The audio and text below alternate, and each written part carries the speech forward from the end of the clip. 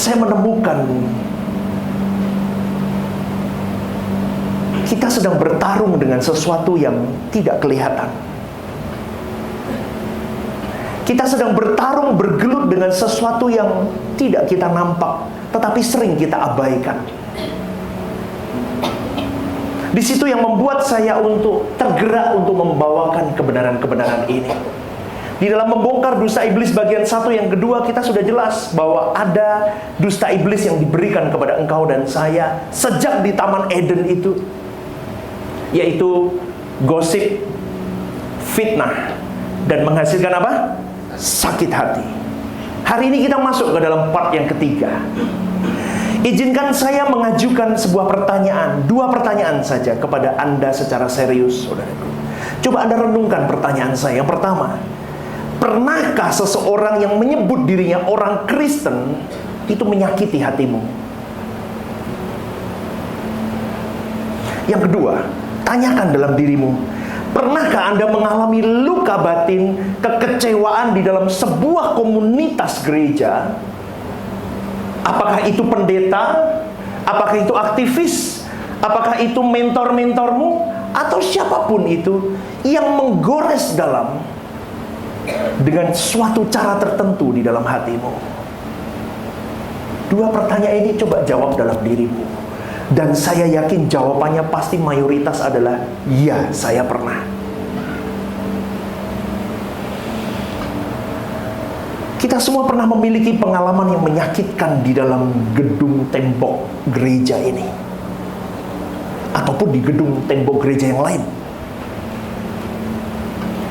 Tetapi kita sering berusaha memaklumi bahwa dengan berkata, ya sudahlah, kita semua manusia kok, sedang berproses dan tidak ada yang sempurna. Oh oke, betul. Tetapi bolehkah melalui pertanyaan yang saya ajukan itu, saudaraku, Anda mulai berpikir lebih kritis lagi? Bagaimana kalau ada kuasa lain yang begitu penuh dengan kedengkian, kejahatan yang sedang bekerja di balik layar itu? Pernah nggak Anda berpikir itu? Kenapa banyak gereja hancur, pecah, rusak? Kenapa banyak keluarga-keluarga terpecah, perceraian begitu marak dan itu dianggap make sense hari ini? Dan banyak pemimpin-pemimpin dipermalukan dan didiskreditkan. Kenapa? Semua 3 ada di dalam 3 kata sederhana itu, yaitu fitnah, gosip, dan sakit hati. Tetapi meskipun begini, saudaraku, tidak pernah ada orang yang benar-benar bertanya siapa di balik semua ini. Tapi iblis itu cerdik. Kenapa tidak ada orang bertanya? Karena yang dipakai sebagai alat iblis adalah orang-orang yang terhormat, orang-orang yang menempati posisi-posisi indah di mata manusia. Terus saya tanya kepada Anda, siapa yang diuntungkan kalau ada keluarga yang pecah? Siapa yang diuntungkan kalau ada gereja yang bubar? Siapa yang diuntungkan kalau ada pendeta berjalan meninggalkan pelayanannya dengan tertunduk malu dan dia berkata, sorry, aku tidak bisa melayani lagi? Sekarang pertanyaannya, siapa yang bertanggung jawab ketika orang-orang Kristen di dalam pelayanan itu saling mendendam, saling menyimpan kepahitan, dan mereka tidak bisa memaafkan? Mereka saling melukai di dalam 4 sudut gedung gereja itu. Coba Anda pikirkan, saudaraku, ini pertanyaan yang simple tetapi tidak pernah kita pikirkan. Setelah Anda menemukan jawaban itu, saudaraku, dari pertanyaan-pertanyaan yang saya ajukan, seharusnya Anda sudah mulai melihat dari sudut pandang Allah. Benar ya, ini ada sesuatu yang bekerja di luar kontrol manusia. Kenapa saya katakan ini? Karena saya sudah terbebas dari itu. Saya dulu enggak, saudaraku. Jangan ngomong sekarang, tahun lalu saya masih belum bisa. Maka dari itu saya hari ini membongkar ini semua. Benar ya?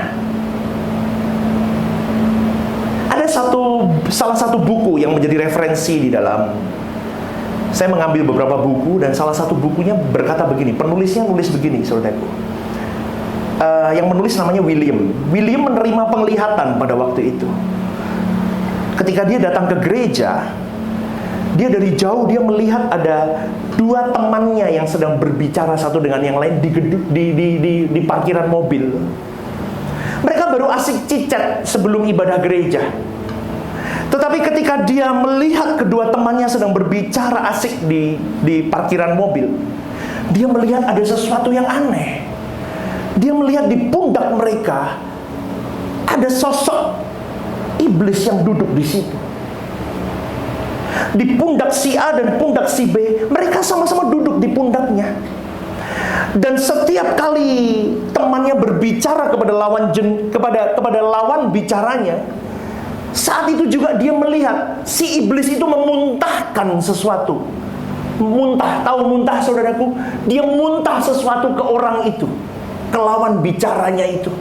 Dia memuntahkan sesuatu. Tetapi mereka tidak tahu, mereka tidak merasakan hal itu. Dan yang satu pun sama, ketika dia berbicara, iblis di bahunya itu memuntahkan sesuatu juga kepada lawan bicaranya. Siapakah mereka? Si William ini bertanya kepada Tuhan di dalam penglihatannya itu. Dia bertanya, Tuhan, kok aku bisa lihat begitu, kau izinkan? Siapakah mereka? Dan Tuhan di dalam nuraninya dia berkata, itulah fitnah. Fitnah adalah muntahan di alam roh dari dunia bawah. Setiap kali kita meladeninya, kita terkontaminasi oleh fitnah itu. Orang-orang dalam penglihatan itu tidak sadar, saudaraku, apa yang sedang terjadi. Mereka mengira bahwa ini adalah pikiran yang normal atau gagasan yang muncul dalam pikiran mereka terhadap orang lain, dan itu normal. Mereka sama sekali tidak mengetahui fakta bahwa ada iblis di balik setiap perkataan mereka. Oke, sampai di sini Anda mengikuti saya? Amin. Saya kira tidak ngantuk karena saya dongengkan ya, seneng ya. Kalian tidak ngantuk, ya lucu ya. Ada. Kemarin saya nonton film, saudaraku, hampir sama loh dengan penglihatan ini. Jadi ada seorang perempuan, di perutnya ini ada tanda lahir. Kalau bahasa Cina tohnya gede di sini. Itu kalau dia mau sesuatu, dia baru nggak suka sama orang misalnya. Misalnya saya nggak suka sama Pak Agus nih, saya baru jengkel, baru makan nih. Pak Agus tuh harusnya nggak begitu. Nanti di dalam tohnya ini, tanda lahirnya ini akan keluar kruk kayak monster begitu, saudaraku. Sampai di satu titik dia memelihara amarahnya, dia memelihara kebencian, dia memelihara semuanya. Ini benar-benar keluar jadi monster kecil. Dan monster kecil itu saling menyedot antara saya, misalnya saya punya monster kecil. Jadi saling menyedot. Dia kalau bisa nyedot inangnya. Kalau dia bisa menyedot saya semakin lemah, dia semakin sempurna jadi seperti saya persis. Berkloning, filmnya begitu. Tetapi ketika perjalanan itu digambarkan begini, ini adalah manusia lamanya yang keluar dari tubuh manusia itu. Dia seringkali membisikkan sesuatu kepada tubuh aslinya, berkata apa misal, Pak Agus tidak suka sama Stephen Lim. Saya sakit hati, saya melemah, dia semakin kuat. Saya semakin lemah, dia akan membisikkan sesuatu terus yang jelek sampai lemah. Dia jadi sempurna. Ketika saya nonton itu bukan film rohani loh. Itu film barat biasa. Tetapi ketika saya mengaitkan dengan khotbah saya, itu gambarannya sama loh. Monster dirimu itu bisa kau pupuk atau kau matikan. Semakin kau pupuk, semakin gede dia. Semakin hancur hidupmu. Tetapi manusia banyak yang tidak tahu, saudaraku. Penglihatan ini yang dilihat saling memuntahi dengan perkataan itu, saudaraku. Itu sudah terjadi di gereja bertahun-tahun. Itu sudah terjadi di rumah tangga bertahun-tahun. Itu sudah terjadi di komunitas pertemanan bertahun-tahun. Dan kita tidak sadar kita sudah melewati itu semua. Dan iblis terus mendakwa engkau dan saya. Dalam Wahyu 12 ayat 10 dikatakan, dan aku mendengar suara yang nyaring dari surga berkata, sekarang telah tiba keselamatan dan kuasa dan pemerintahan Allah kita. Kekuasaan Dia yang diurapinya karena telah dilemparkannya ke bawah pendakwa saudara-saudara kita yang mendakwa mereka siang dan malam di hadapan Allah kita. Kata pendakwa ini, saudaraku, artinya begini: ada seseorang yang mengajukan dakwaan ke hadapan hakim. Musuh jiwamu dan jiwaku akan terus-menerus mendakwa engkau dan saya ketika kita berbuat sebuah kesalahan di hadapan Allah. Lah, ini berkolerasi dengan khotbah saya kemarin Kamis, ibadah tengah minggu.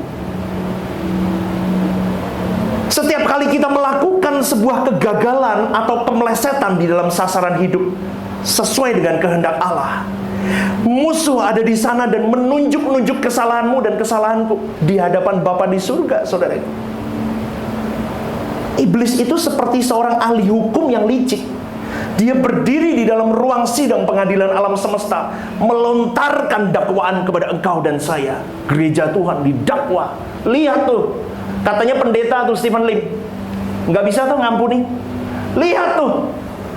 Maka dari itu kemarin hari Kamis, saudaraku, khotbah yang saya sampaikan adalah bagaimana engkau dan saya mengakhiri sepak terjang iblis ini. Dengan cara apa? Engkau dan saya harus jadi bukti yang bisa menggagalkan sepak terjang iblis dengan berkualitas menjadi manusia yang corpus delicti. Tetapi kita tidak pernah menyadari hal itu, bahwa hidupmu dan hidupku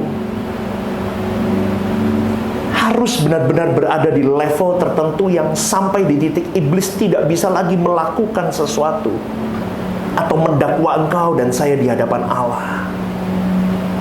Karena dia adalah pendakwa yang paling lihai, yang paling licik. Dia berjuang supaya orang-orang kudus di dalam gereja itu saling mendakwa satu dengan yang lain. Dia terus membisikkan sesuatu kepada telinga orang-orang kudus untuk saling menyakiti.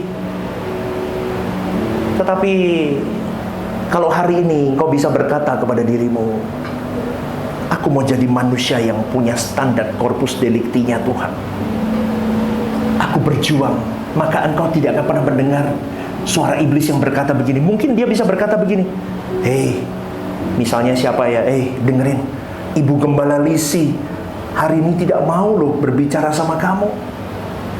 Hei, hari ini pendeta Stephen Lim mengarahkan semua khotbahnya untuk nyerang kamu. Hei, Pak Agustiono gak mau diajak makan loh sama kamu. Dia gak suka sama kamu. Maka dusta iblis yang diberikan kepada engkau dan saya hari ini, gosip, fitnah, sakit hati, dan akhirnya kita berkelana memiliki pemikiran begini, seluruh isi gereja sedang memusuhi aku, seluruh temanku sedang memusuhi aku, seluruh keluargaku membenci aku. Iya, tidak ada yang suka sama kamu. Kamu sendirian kan, gak punya teman kan. Engkau orang yang, terus saudaraku, itu dusta iblis yang diakibatkan dari sakit hati. Dan kita semua bersalah. Kenapa? Seringkali kita mendengar, menampung hal-hal yang jahat itu, dan kita membiarkan kebohongan itu berkelana di dalam pikiran kita. Oh, saudaraku yang dikasihi oleh Tuhan, saatnya kita mulai berjaga-jaga dengan pikiran kita. Karena di dalam Efesus 6 ayat 12 dikatakan, karena perjuangan kita bukanlah melawan darah dan daging, tetapi melawan pemerintah-pemerintah, melawan penguasa-penguasa, melawan penghulu-penghulu dunia yang gelap ini, dan melawan roh-roh jahat di udara. Kalau di dalam King James Version, saudaraku, melawan roh-roh jahat di udara itu dikatakan dengan begini, against spiritual weakness in high places. Berarti kita sedang berhadapan dengan spiritual kegelapan di tatanan tertinggi. Kalau engkau dan saya sadar ketika kita melihat di dalam Kejadian 1, ketika iblis jatuh dalam kesombongannya, dia berontak kepada Allah, dia menyeret sepertiga dari malaikat itu. Sepertiga dari malaikat itu, banyak dari mereka adalah malaikat-malaikat yang punya power kuat di situ. Tetapi tidak dituliskan dengan jelas. Tetapi di dalam tatanan malaikat, saudaraku, itu ada tatanan seperti pemimpin pasukan, itu semua ada. Jadi struktur kepemimpinan itu ada. Dan sepertiga ketika diseret jatuh ke bumi itu tidak hanya Lucifer yang punya kemampuan di atas rata-rata dibandingkan malaikat yang lain. Tetapi di dalam 1/3 malaikat itu ada banyak malaikat-malaikat powerful yang selevel dengan Lucifer yang ada di bumi hari ini, yang sedang berjuang untuk membawa engkau dan saya bersama-sama di akhir zaman nanti masuk di dalam neraka kekal. Kalau kita menyadari hal ini, saudaraku, kita akan sungguh berhati-hati di dalam hidup ini. Iblis yang mencoba menaruh kecurigaan, yang menyebabkan kehilangan kepercayaan, yang menyebabkan hancurnya hubungan. Bahkan ketika tidak ada seorang pun yang melakukan kesalahan, iblis tetap memberikan bisikan-bisikan yang bisa membawa engkau dan saya negative thinking dan berasumsi kepada orang lain.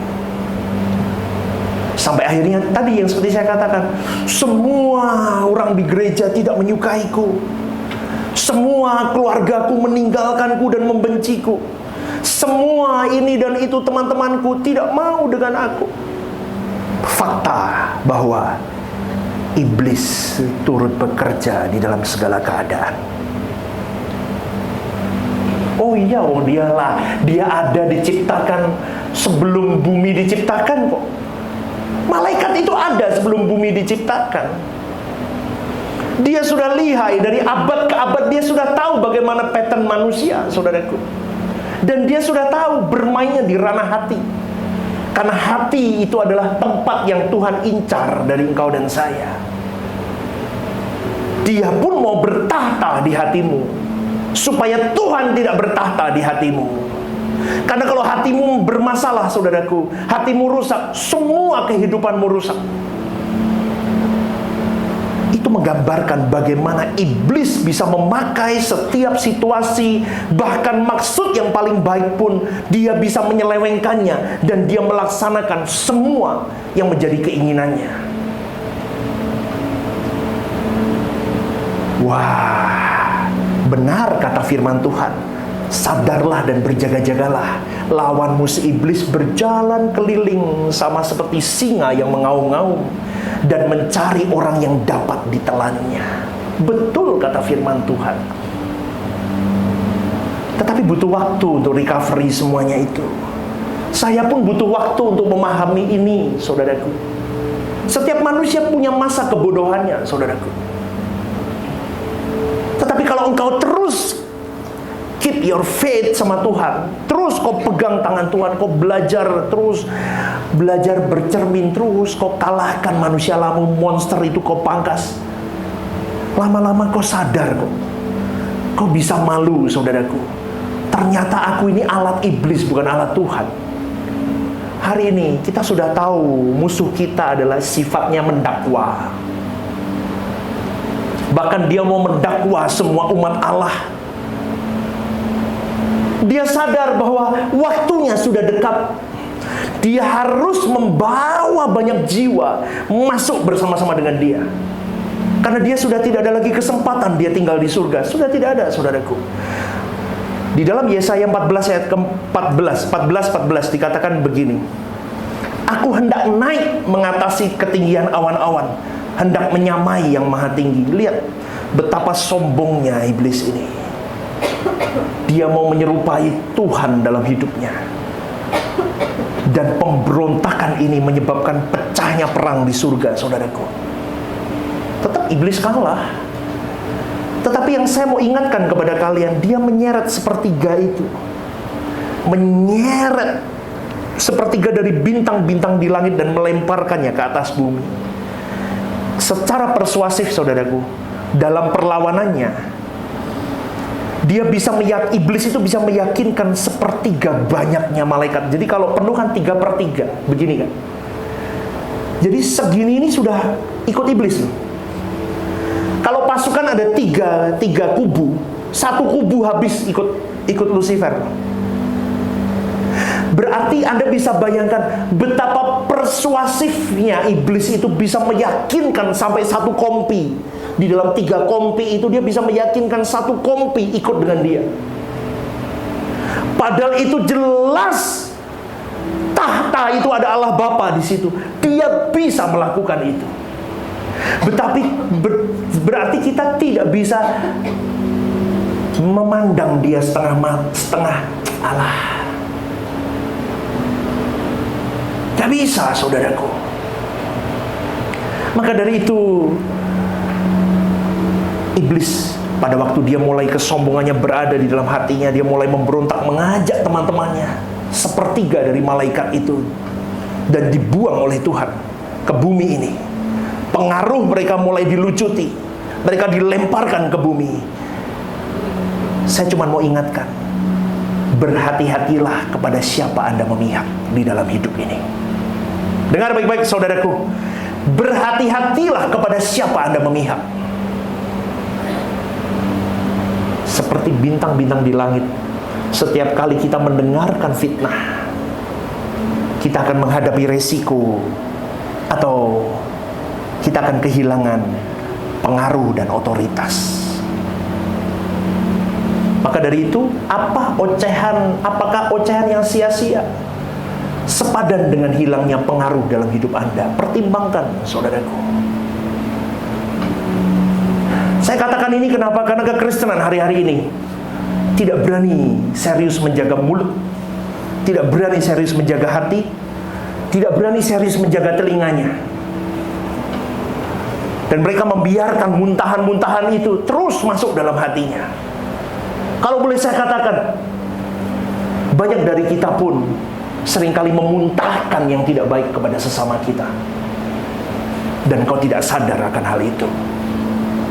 Yang akhirnya di dalam sebuah komunitas yang kelihatannya baik, loh aku hanya cerita kok, maksudku baik kok, supaya biar semuanya baik. Oh enggak tambah baik malah.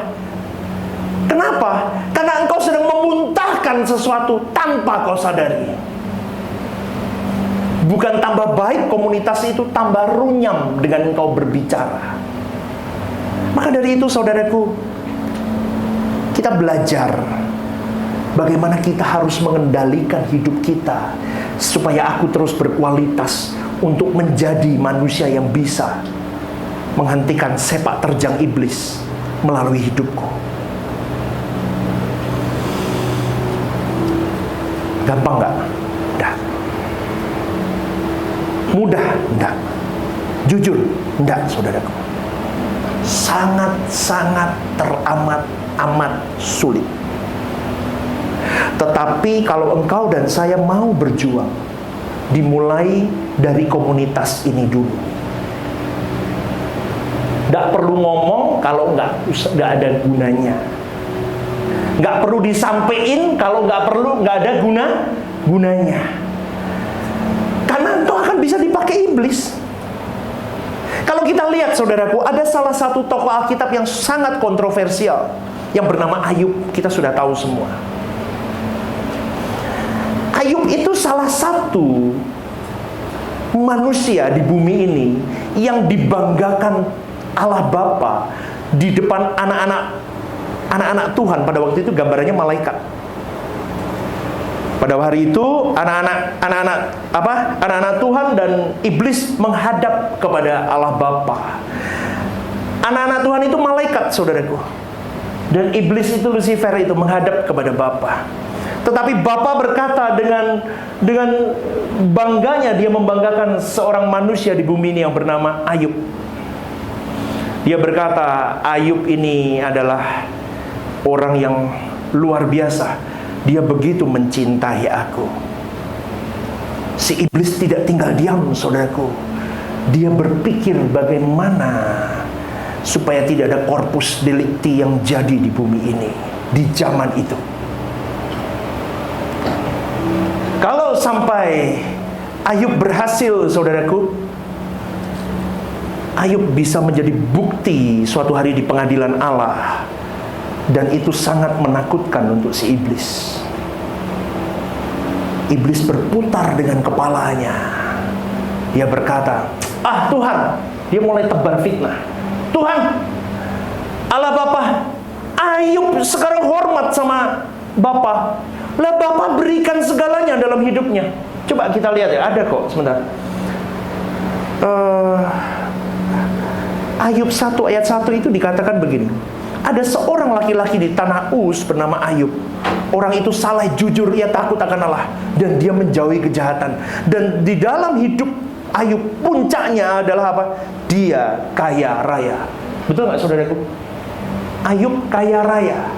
Iblis tidak mau tinggal diam. Jangan sampai Ayub goal dan berhasil jadi korpus deliktinya Tuhan.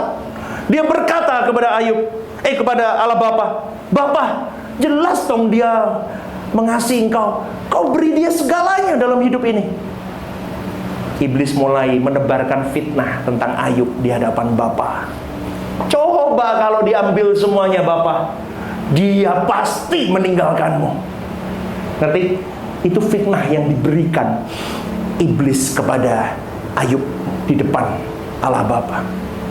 Tetapi Allah Bapa berkata begini, oke, silahkan, asal jangan ambil nyawanya. Kenapa Allah Bapa memberikan izin, saudaraku? Karena Bapa tahu kualitas Ayub. Oke, ambil, silakan. Hari itu juga, saudaraku, habis semua Ayub. Tetapi di dalam beruntutnya masalah terjadi sampai kebakaran, semua habis. Ayub tetap mengasihi Tuhan. Datang lagi si iblis di hadapan Allah Bapa. Oke, fitnah yang kedua. Bapa, oke, hari ini anakmu Ayub masih mengasihimu.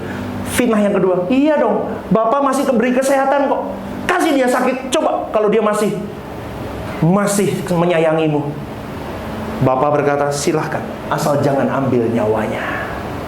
Berangkat lagi ke bumi, dia hajar si Ayub sampai pakai beling dia garuk semuanya.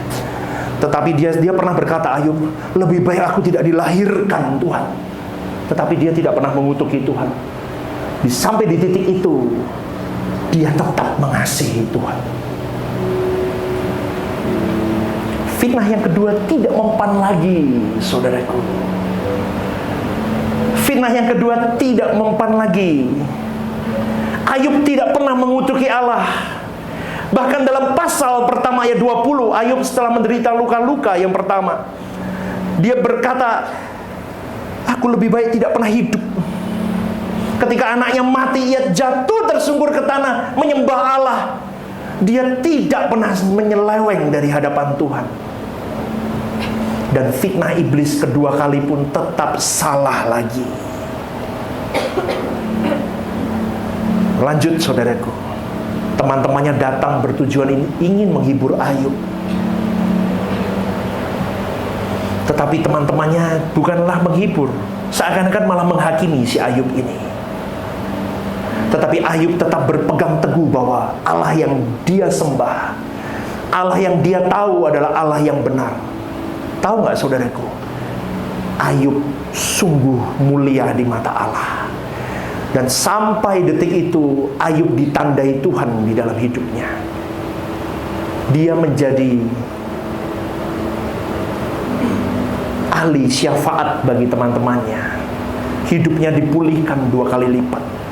Sebetulnya, saudaraku, Ayub ini kalau sampai diambil nyawanya hari itu, dia deal jadi corpus delicti.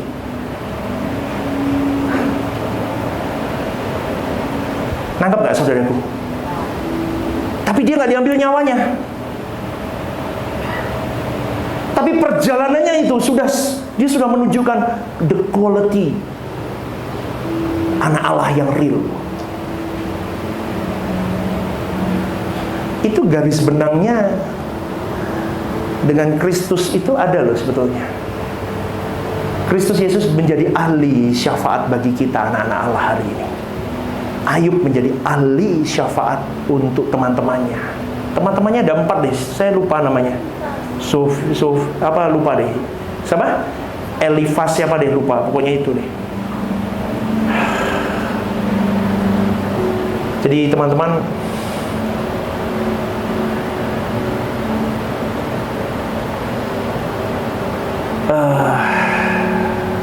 itu gambaran dari seorang Ayub. Setiap kali kita berpartisipasi di dalam gosip atau fitnah, kita sedang membuka hidup kita bagi diri kita untuk bersekutu dengan pendakwa atau bukan. Teman-teman Ayub pada waktu itu menjadi kubu musuh untuk menjatuhkan iman Ayub. Saya lupa di Ayub berapa, Ayub marah dengan teman-temannya dan menganggap teman-temannya itu gila semua. Dan dia tetap berpegang teguh dengan apa yang menjadi keputusannya bersama dengan Tuhan. Maka dari itu, gambaran yang bisa kita ambil, setiap kali kita berpartisipasi di dalam gosip atau fitnah, kita sedang membuka hidup kita untuk bersekutu dengan musuh. Dan itu bisa menghancurkan banyak jiwa. Pertanyaannya, apakah Anda bekerja untuk setan atau untuk Tuhan? Mungkin saya tidak bisa ngomong begitu. Kalau saya tanya, Anda bekerja buat setan nggak? Mesti Anda jawab, enggak dong Pak. Masa Bapak ngomong begitu? Oke, saya perhalus kalimatnya. Agenda siapa yang Anda sebarluaskan dalam hidupmu? Agenda setan atau agenda Allah? Setiap kali engkau dan saya terlibat atau ikut menyebarluaskan fitnah apapun, kita sedang bekerja untuk memperluas kepentingan kerajaan kegelapan. Mungkin ya saudaraku, di gereja contoh, saya ngomong gereja aja lah gampang. Si A ngomong sama saya tentang polisi. Mungkin ini saya nggak ada hubungan sama polisi contohnya. Kalau bisa saudaraku, nggak perlu kau sampaikan ke polisi. Ngerti nggak? Ngerti nggak? Itu kau menaruh bara api panas. Itu kau jadi penyalur setan namanya. Kau sedang bekerja dengan setan. Habisin jiwanya, habisin jiwamu, habisin jiwa orang itu. Dan itu tidak kita sadari. Ora apa-apa toh, kebenaran ya harus kebenaran kita sampaikan. Loh, ini loh. Makanya rem mulutmu, nggak perlu ngomong yang nggak perlu gitu loh. Sekarang kalau ada sesuatu yang menabrak dirimu, menabrak sejahteramu, menggores jiwamu, masuk kamar, bereskan hatimu, cukup. Kalau kau dengar sesuatu, mungkin kau bisa jadi penasihat untuk orang yang suka cerita sama Anda. Iya loh, ini.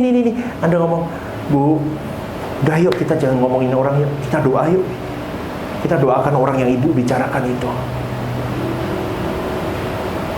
Tetapi kalau kalian di kelas-kelas eksekutif memang harus memecahkan masalah, ya nggak apa-apa, yuk kita bicarakan. Ranahnya jelas. Pembicaraan dalam 1 jam, oke. Atau di dalam WhatsApp, oke, cerita. Cerita selesai. Tidak boleh lanjut setelah itu. Kalau lanjut, engkau sedang gibah namanya. Kalau nggak kita dipakai iblis, saudaraku.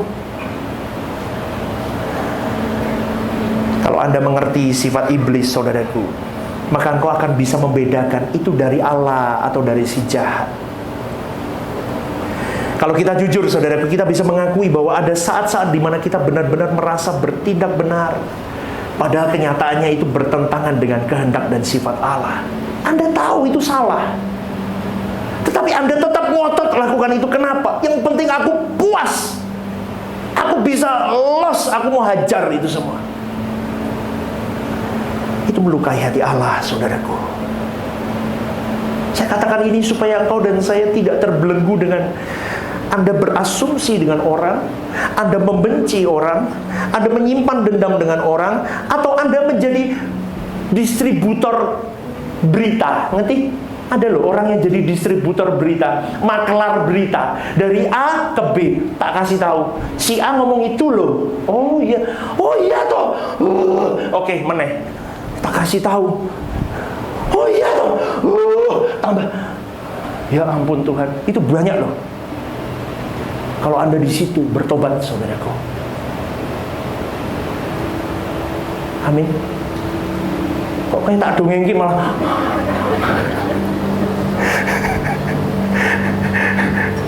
Bener apa enggak bener? Bener. Itu melukai hati Allah loh, saudaraku.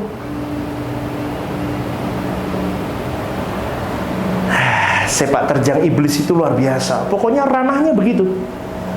Pokoknya indera nih loh. Telinga, mulut, hati, mata, pikiran. Serangannya di situ terus. Pokoknya muter di situ. Itu Anda bisa menguasai, selesai. Aman. Saya berjuang di situ. Makanya saya kalau ada orang yang mulai nggak bisa, saudara, di gereja begini ada banyak agenda orang. Ada banyak karakter orang. Kalau dulu saya ladeni satu-satu. Si A, pendetanya kerang, saudaraku. Kayak kucing gitu loh, ya. Nyenggol sih, menyenggol aku. Aduh, saudaraku capek. Jadi kucing kalau di kampung begitu kan. Kalau dikeroyok itu, gitu. Saya jadi begitu, saudaraku. Datang ke gereja. Sini ada khotbah, balik ya, sih. Nanti di khotbah saya bisa nyerang orang. Jadi pakai setan. Kita berjuang bersama. Kita mau jadi seperti Ayub, korpus deliktinya Tuhan. Tapi Ayub nggak tuntas, sayang. Dan di Ayub 43 atau 40 berapa, tidak diceritakan bagaimana dia mengakhiri hidup. Dia cuma dikatakan dia usianya sudah tua dan dia mati. Tapi tidak dikatakan perjuangannya. Kalau aku jadi Ayub, mending mati hari itu sekalian. Des, corpus delicti. Tapi Tuhan tidak mau. Waktu itu memang dia berkata, jangan ambil nyawanya. Ngerti? Jadi corpus delicti, ojole omong, oh iya corpus delicti, tapi ngoceh cek ngawur. Itu jenenge tikus delicti. Amin. Kalau mau jadi korpus delikti, menahan penderitaan, cara pandang ilahi bahwa Tuhan selalu ada bersama denganku. Allahku Allah Immanuel. Don't worry. Kalau engkau mau jalan sama Tuhan hari ini, kau akan baik-baik saja. Doa kita sama-sama berkualitas. Maka saya ngomong, jangan pernah isi doamu itu tidak berkualitas di mata Tuhan. Kelihatan deh. Pastor, doakan saya mau sembuh. Dan memang aku Tuhan. Loh, aku takut ambil kalian. Emang aku bisa nyembuhin kalian? Tidak bisa, saudaraku. Yang bisa menyembuhkan itu Tuhan, kehendak Tuhan. Lalu sampai aku meniren, yura mari, ini memang Tuhan tidak mau sembuhin. Itu kedewasaan yang saya sedang bangun kepada teman-teman semua di sini pun sama. Hari ini kalau engkau berkata, aku nggak bisa lepas dari gosip, pastor, aku suka ngoceh, ya minta Tuhan apa? Tabok mulutmu, gitu. Ya enggak ya, jangan ya. Minta Tuhan apa? Pegang pintu bibirmu.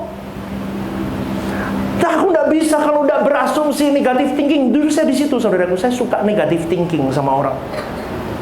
Tiba-tiba nih misalnya nih. Ya, misalnya kok Daniel nih tiba-tiba, halo pastor, iki nopo tidak be aku ya. Pasti ada sesuatunya ini. Saya dipakai setan kalau asumsi. Dan asumsi negatif thinking itu bisa dilahirkan dari komunitas keluargamu yang begitu semua. Maka dari itu, saudaraku, kita berjaga-jaga dengan hidup kita.